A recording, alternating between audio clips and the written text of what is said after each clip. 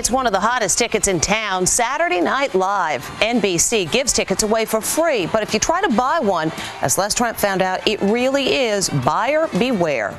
Live from New York, it's Saturday night! They're the hottest tickets in town. Saturday Night Live! This weekend marks the return of Bridesmaids actress Kristen Wiig to the show that made her a star. Kristen, you're back! I am! So how do you snag one of the coveted tickets to a Saturday Night Live taping? Most of the tickets are awarded in a lottery to lucky fans who apply online. They're so sought after, these diehards battled the rain and cold at 3 a.m. for a chance to get a standby ticket. How long have you guys been waiting? Since about 6:30. Just check out this interaction between Vince Vaughn and a determined fan at a recent SNL taping. Here, now how long have you been waiting to get in? 3 years. Are you being serious? Yeah. But we found some people are trying to cash in on SNL's popularity, taking advantage of fans who are willing to spend good money for a seat to the hit show. Kyla McKinnon was visiting New York from Vancouver, British Columbia, hoping to make a lifelong dream come true. I've watched Saturday Night Live since I was a kid. It was on my bucket list of things to do when I came to New York City. But when McKinnon and a friend purchased these tickets from a Craigslist vendor for $400, she headed to 30 Rock to see the show. When we got to the NBC studios, my girlfriend and I, we were told that the tickets were counterfeit. I absolutely feel like I was scammed. I got ripped off of $400. So we looked and found these ads on Craigslist offering tickets for up to $200. But we were skeptical since the tickets are supposed to be free and non-transferable. Our producer met with this guy who was offering tickets on Craigslist. He called himself Brian. He wanted $200 for these tickets to that night's live taping with Vince Vaughn. How'd you get these tickets? My girlfriend, she won them at a raffle last year. Brian even produced this printout of an email supposedly from NBC telling him to enjoy the show. These are definitely real tickets? Definitely. Okay. But I was skeptical and had some questions for Brian. Hey, let me ask you something. Hey, wait, hold on a second. As you saw, he took off the second he saw our camera. NBC personnel confirmed our tickets were indeed fakes and say they unfortunately see many counterfeit tickets. So if you want to get tickets to the show that has made stars out of names like Eddie Murphy, Will Ferrell, and Tina Fey, be sure to get your tickets directly from NBC, not from anyone like this guy. Hey, wait, hold on a second. Coming up, our video pick of the day. Sure, it's good if your dog's food is natural, but are the ingredients out of proportion? Like too much protein, too much salt, or too little vitamins?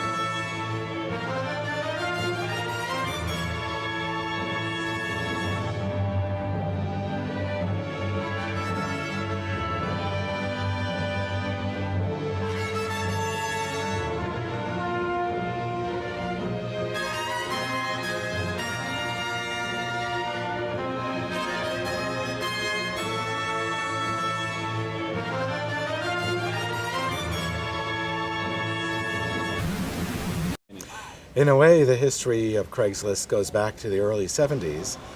I was a computer science student at Case Tech in Cleveland and did a little bit of fooling around on the ARPANET, which was the precursor to the internet.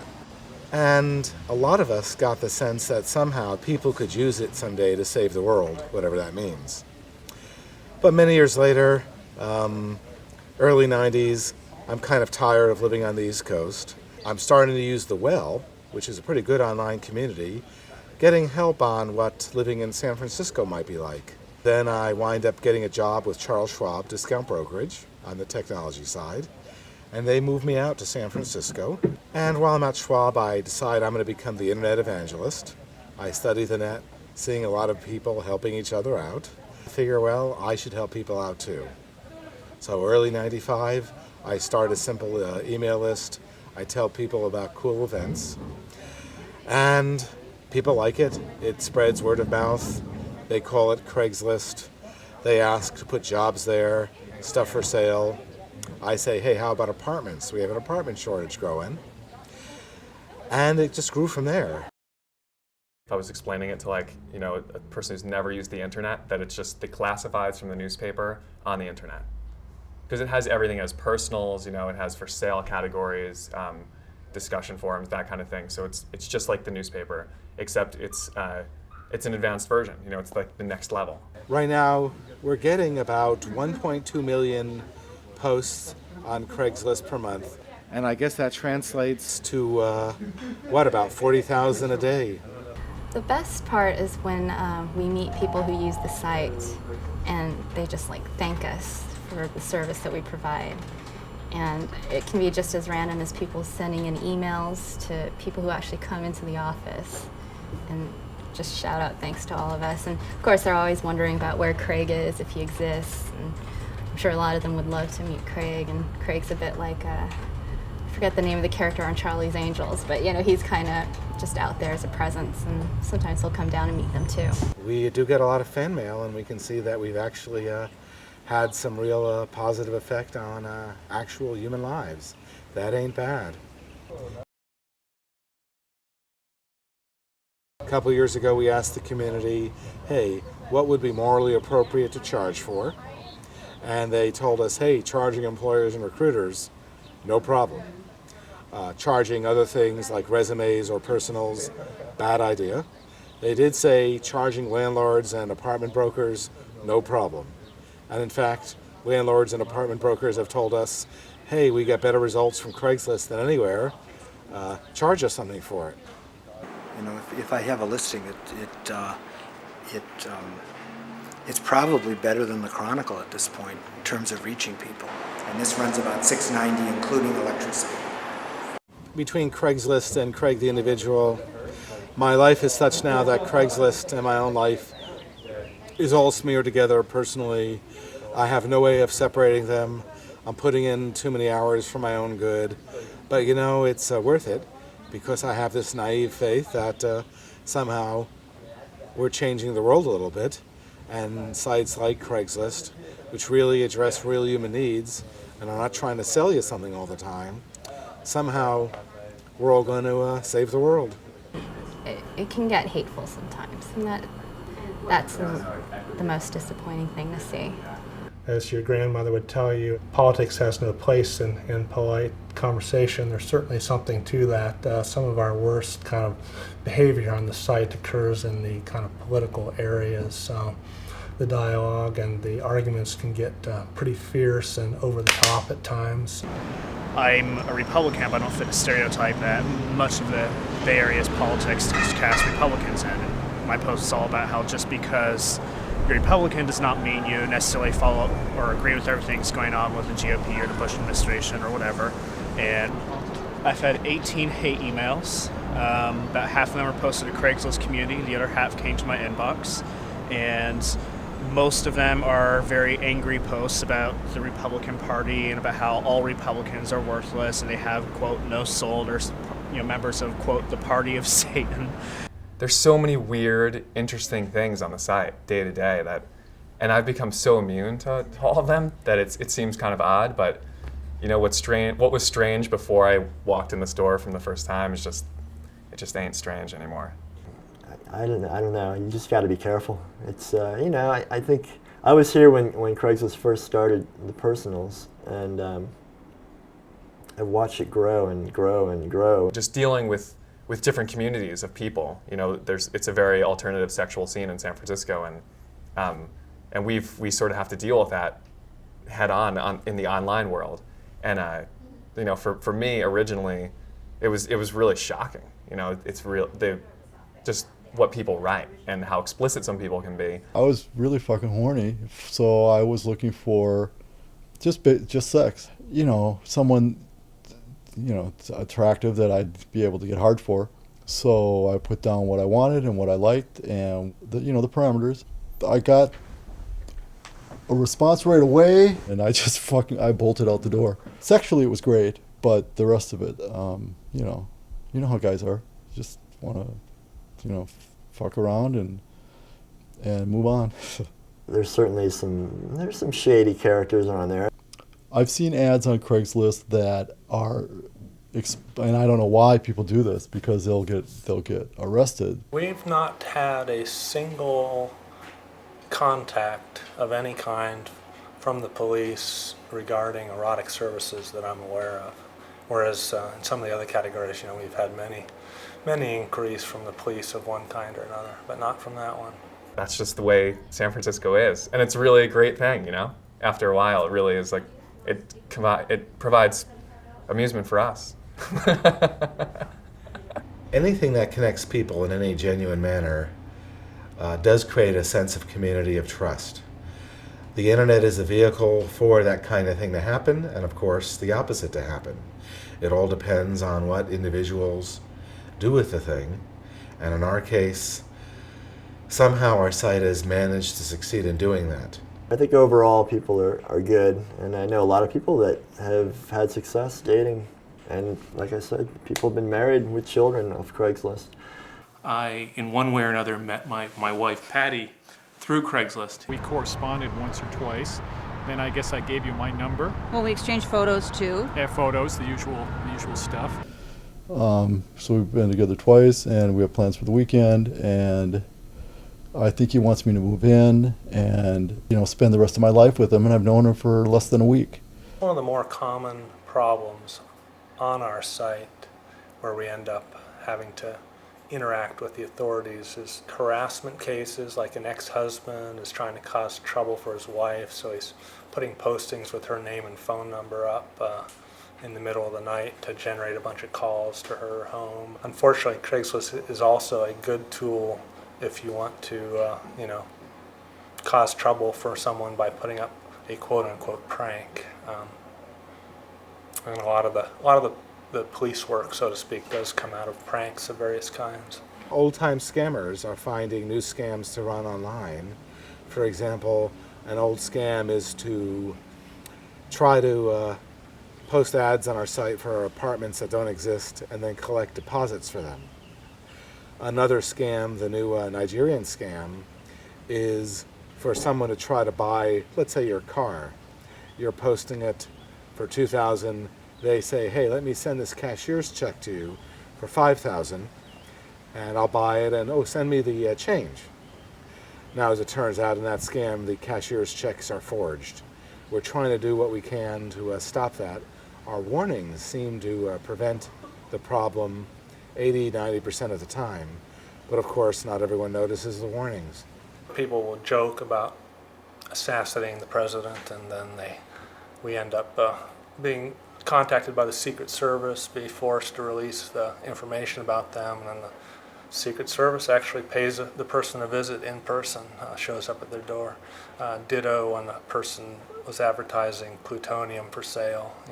They probably thought it was very funny, but there are aspects of the federal government, who are paid to take any such threats, if that's the word I want, seriously, and they do.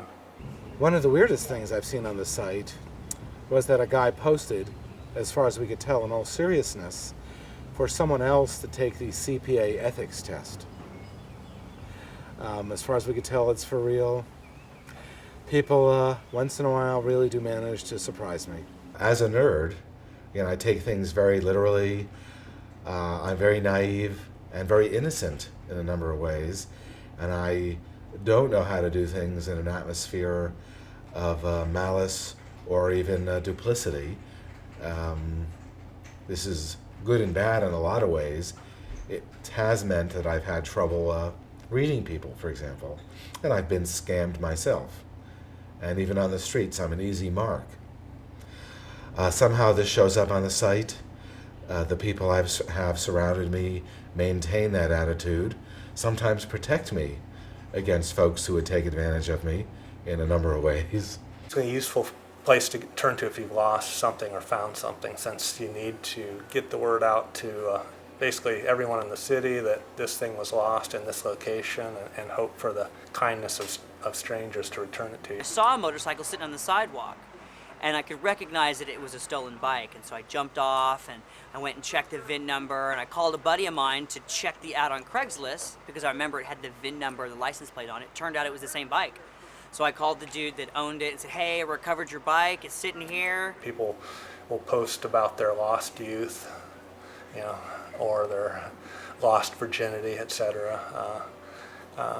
Something about Craigslist seems to bring out the humor and creativity in people. And that's just one example of that. It's kind of fun.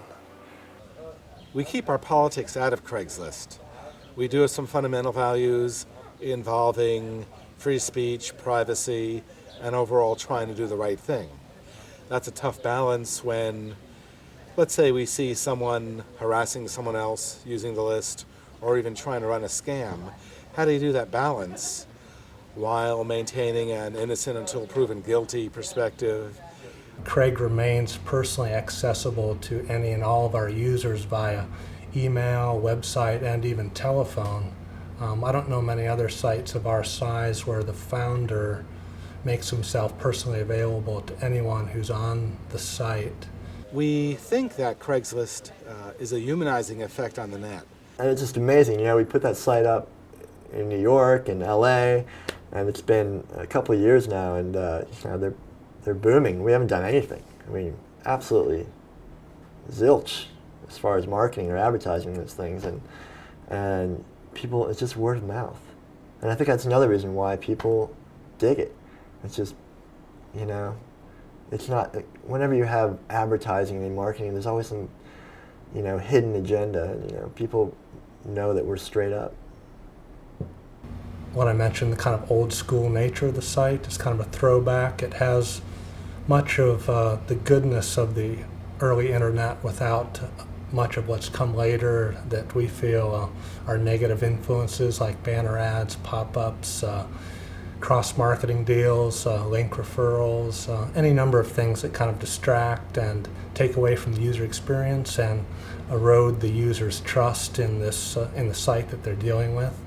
Every community should have a Craigslist because it just helps out the small business guy. The small business guy gets pinched all the time. It's really hard to make a go at it. Advertising's expensive. It's just really expensive, and the big guys got it all covered. When you can get your name out there somehow, some way, it just makes a huge difference.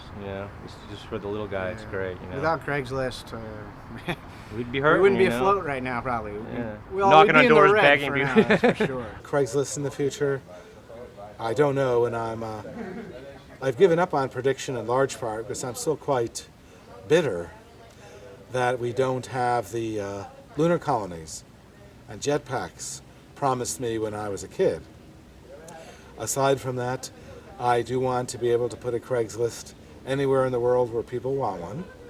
And we just need to improve functionality in a lot of ways, a lot of little ways. For example, we need to do apartment search by neighborhood in Manhattan. People are bugging us for that. We need to do a lot of things. We need to have better ways of preventing abuse of the site. We just keep plugging away, and we'll do them.